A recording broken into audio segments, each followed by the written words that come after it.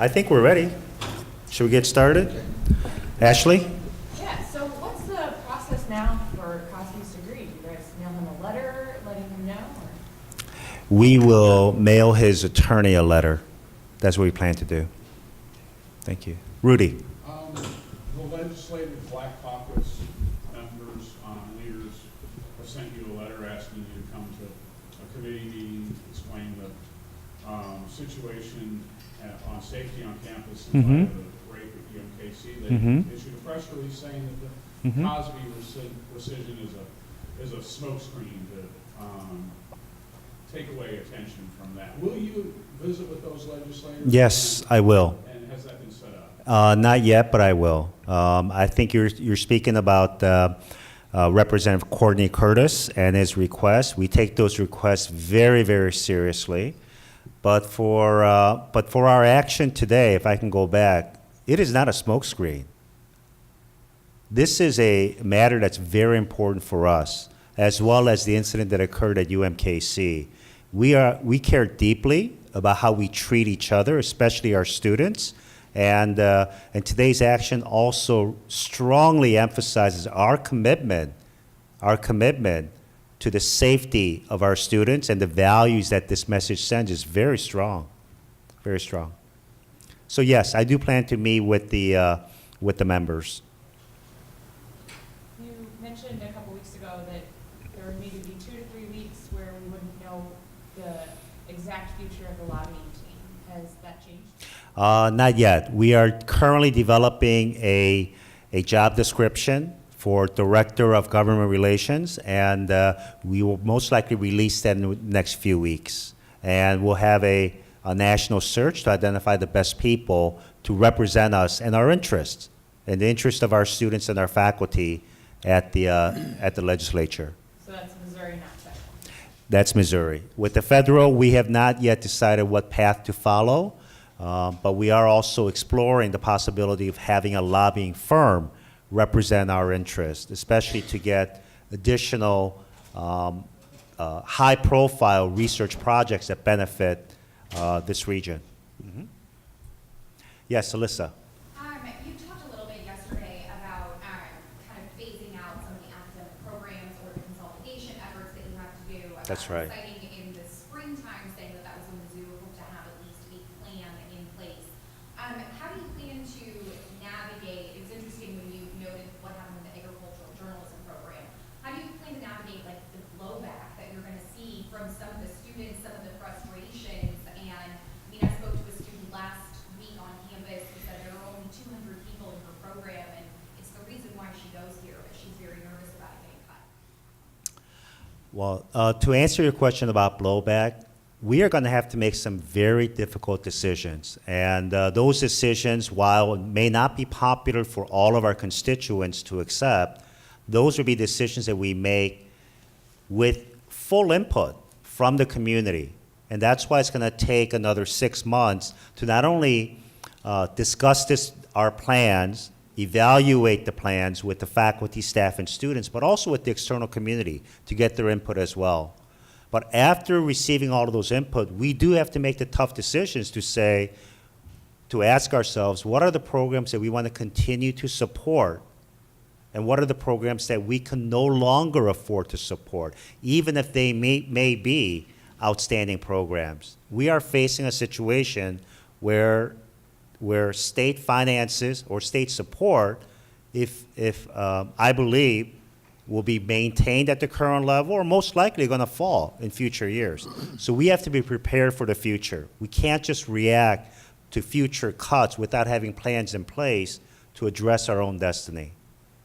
And so there will be blowback, but the way that we're going to explain it is by saying that we've had an opportunity to evaluate very carefully with input from multiple constituent groups, but that the final decisions that we make are the best decisions for the institution. I got several questions, but just in case there's somebody on the phone who wants to ask a question, I'll defer to them for a moment. Yes, St. Louis Public Radio?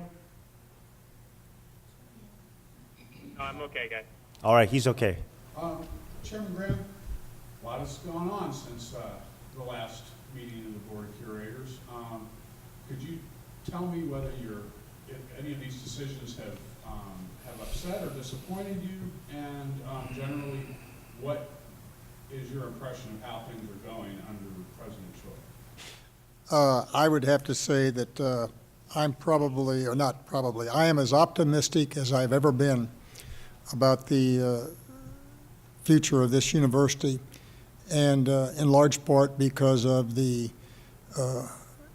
important decisions that Dr. Choi has made. But even more important than the decisions, it would be the culture that he is bringing to this university. I'm talking about the system, but also the 4 campuses. I think things for our university are headed in the right direction. We have challenges. You've asked about some of those challenges. We have challenges ahead of us, but we have a board that is obviously involved. You can tell from the questions and the participation that we have from our individual curators that they care about what their responsibilities are as a curator, and that they're going to do their part as curators to provide the leadership that a Board of Curators is supposed to provide. But I think that once we get Dr. Cartwright in as chancellor on the Columbia campus, and he and Dr. Choi work together, that we're going to see even more dynamic changes made on this campus, and that will free up Dr. Choi to go to the other campuses also. So, Rudy, I'm as optimistic as I've ever been, and I think people around the state should be not only optimistic, but appreciative of what's going on. We learned a lot about some of the innovative or creative ways that the university is looking to raise revenue or increase revenue. Are you entirely comfortable with the university doing things like renting dorm rooms that puts it in direct competition with businesses in its host city? The answer is yes, I am comfortable with that. I can't imagine that the community is going to react unfavorably to that, and I also don't think that it will make a huge difference in the revenue of the local businesses who are so supportive of the university and the campus. I think that Columbia is in large part the university, so we have a good team and we have a good relationship with all of the businesses who support the campus, and we support them. And Dr. Choi, how far can or should the university go in areas that put it in direct competition with businesses here in the host city? So we are not in the business of competing with businesses in the community. We have our specific mission. But when you are speaking about the alternative uses for our dormitories, that is something that we have to look at very carefully because of the revenues that we need to operate the university. And the revenues that we need to operate the university go into the core mission of research, teaching, and outreach. And that strengthens the university. And when the university is strengthened, the community benefits. Because the way that, for example, on this campus, the prospects for the university going in a positive direction helps the community. But prospects that actually take away from our ability to serve as not only an educational institution, but also because of our number of employees that we support and the business that we support in this town, it can go in a very negative direction if the prospects are not emphasized for us. And one more, kind of in the same area. Mm-hmm. Because construction, you're talking about a lot of big Projects. big projects. Mm-hmm. Actually, it's not more about the debt of the university. These dorms, many of them were built with bonds, and they're still being paid. Sure. Has the debt that the university has taken on for auxiliary enterprises, is that going to interfere with your ability to creatively finance we should always be mindful of our debt rating. Currently, our debt ratings from S&P and Moody's, the debt ratings are in very good shape. Now, given the prospects that we're going to face some more challenges with state support and possibly challenges in enrollment, we have to be very mindful of being able to increase revenue so that we are held in high regards by the investor communities, the bond community. So that's going to be very critical. So as we move forward, every decision that we're going to be making has to be strategic. And the fact that we have a number of dorms that are going unused currently speaks to the fact that we may not have been as strategic as we should have been at the time to recognize what are the market forces that are available in terms of new private housing that were being developed around the same time that we were building our dormitories. So we have to look at this very strategically, and going forward, we are committed, working with the curators and the campus leaders, to make decisions that make sense based on good information. And these big ideas. One more, and then we'll go to you. I'm going to be done after this. Yes. Big ideas, if you're 3 years down the road and you have not turned the shovel on the translational precision medicine complex, is that a failure? If 3 years from now that is not being built? So trying to, at the current, in the current environment, trying to raise $200 million for a building is going to be a heavy lift.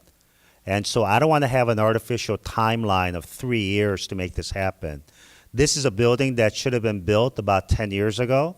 And the fact that we're late to the game on having the opportunity for health, medicine, nursing, vet med, and engineering working together on some of these important projects puts us at a disadvantage.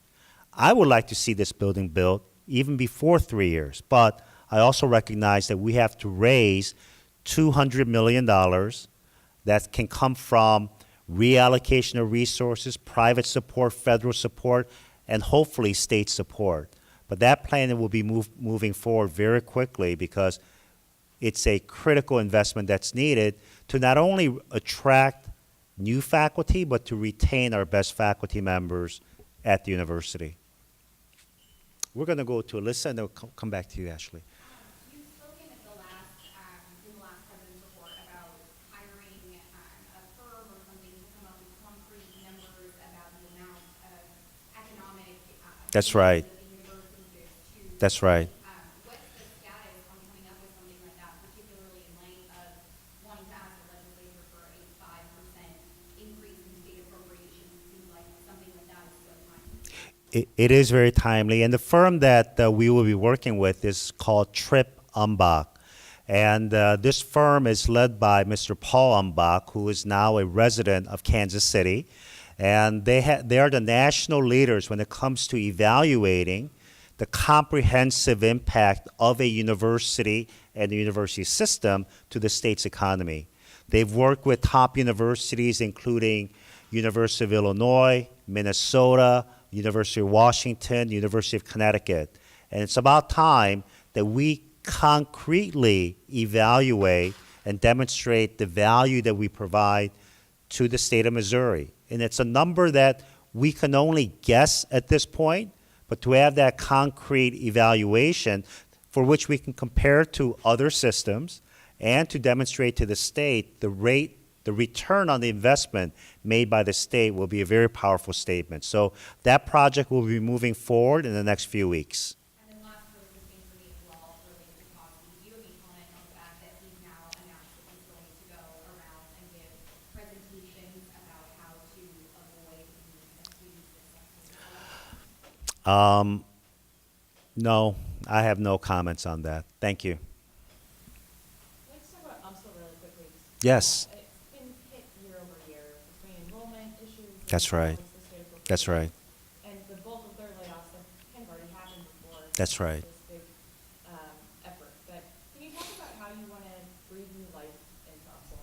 That's right. Seems like it's what- So UMSL is a terrific university close to some of the major civic organizations, as well as potential industry partners in a beautiful area of St. Louis.